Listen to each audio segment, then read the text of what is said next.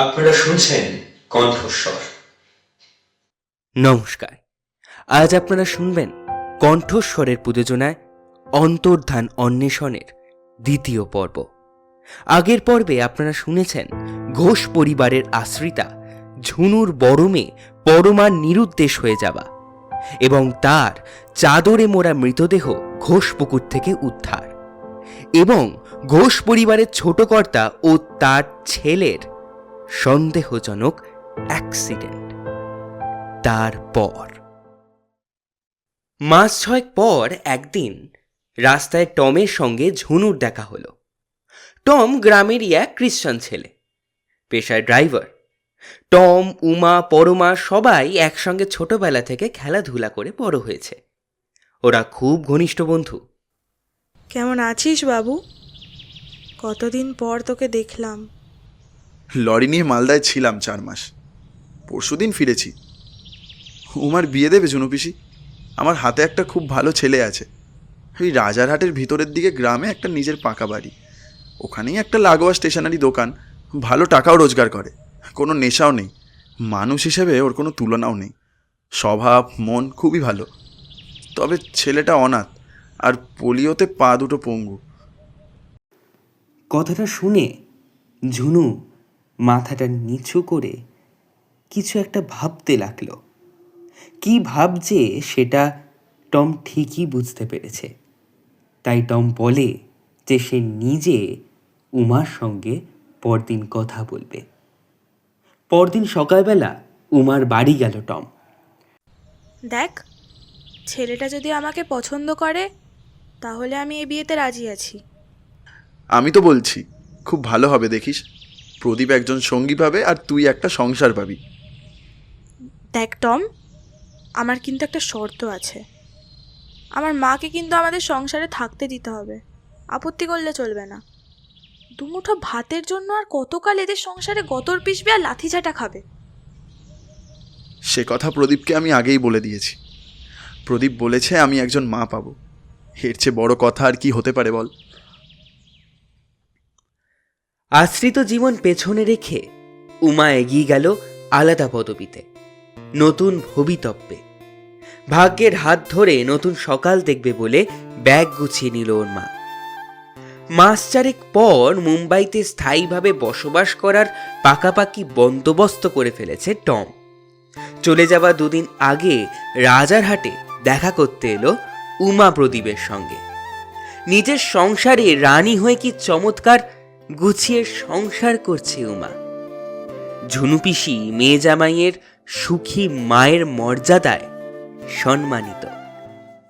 দুপুরে খাওয়া দাওয়ার পর্ব মিটিয়ে উমা আর টম গল্প করতে বসল।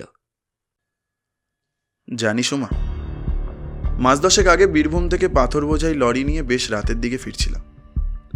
বর্ধমানে একটা ধাবায় চা খেতে নেমে দেখি ডাঁটুস ছোট ঘোষ তার ছেলেকে নিয়ে ধাবার খাটিয়ায় বসে ধোয়া ওটা তরকা দিয়ে রুটি খাচ্ছে। কদিন ধরে যে কষ্টটা আটকে রেখেছিলাম গলার নিচে, সেটা হঠাৎ কেমন ধাক্কা মারল রগে বয়ে চলা রক্তে।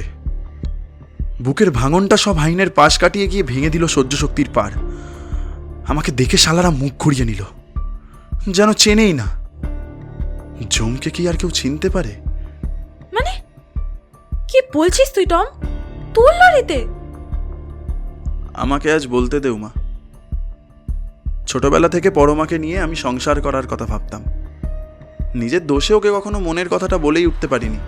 আর আর তার আগেই সবটা কেমন শেষ হয়ে গেল। আর এই শেষের গল্পটা আমি ছাড়া কেউ জানে না। রাত তখন বেশ গভীর। শীতে কাঁপতে কাঁপতে পায়ে হেঁটে বাড়ি ফিরছিলাম। চাঁদের আলোয় আমি পরিষ্কার দেখেছি ছোট ঘোষ আর ওর ছেলে কি যেন একটা লম্বা মতো ভারী জিনিস দুজন মিলে ধরাধরি করে নিয়ে গিয়ে পুকুর জলে ঝপাস করে ফেলে দিল। তারপর ছুটে বাড়িতে ঢুকে গেল। ওদের বাড়িটা তো পুকুরের ঠিক পাশেই। আমি দূর থেকে ওদেরকে লক্ষ্য করছিলাম। বাড়িতে ঢুকেই ওরা একতলার একটা ঘরের জানলাগুলো কেমন খুলে দিল। কেন? প্রচণ্ড ঠান্ডায় এত রাতে আমি অন্ধকারে জানলার পাশে গিয়ে দাঁড়াতেই পচা একটা দুর্গন্ধ আমার নাকে এসে লাগলো। দেখি বাপ বেটা ফিনাইল দিয়ে ঘর পরিষ্কার করছে। আমি লুকিয়ে ওদের কথা শুনতে থাকি। বড়মাকে ছোট ঘোষের বেটা দুদিন আগেই নষ্ট করে দিয়েছিল। দুদিন আগেই গলায় ফাঁস দিয়ে ওরা ওকে মেরে ফেলে। দুদিন ধরে বডিটা ওই একতলার ঘরে রেখে দিয়েছিল। থানায় ডায়েরি করে, পুকুরে তল্লাশি করিয়ে, গ্রামের লোকেদের নাটক দেখিয়ে দুদিন পর ডেড বডিটাকে পুকুরে ফেলে দিল। পরদিন সকালে বডিটা ভেসে উঠতেই সেদিনই আমি থানায় গিয়েছিলাম। দেখি কোনো একটা পার্টি থানা ঘেরাও করে চরম হই হুল্লোড় করছে। থমথমে মন নিয়ে ফিরে এসেছিলাম আমি। পুলিশ যে আমাদের বলেছিল ঘাতক গাড়ির সন্ধান পাওয়া যায়নি। কি করে পাবে? ধাবার ধারেই হাইওয়েতে পিচের কাজ চলছিল। ওখান থেকে গলানো পিচ এনে নাম্বার প্লেটটার গায়ে লেবড়ে দিলাম, যাতে কোনোভাবেই লরির নাম্বার প্লেটটা বোঝা না যায়।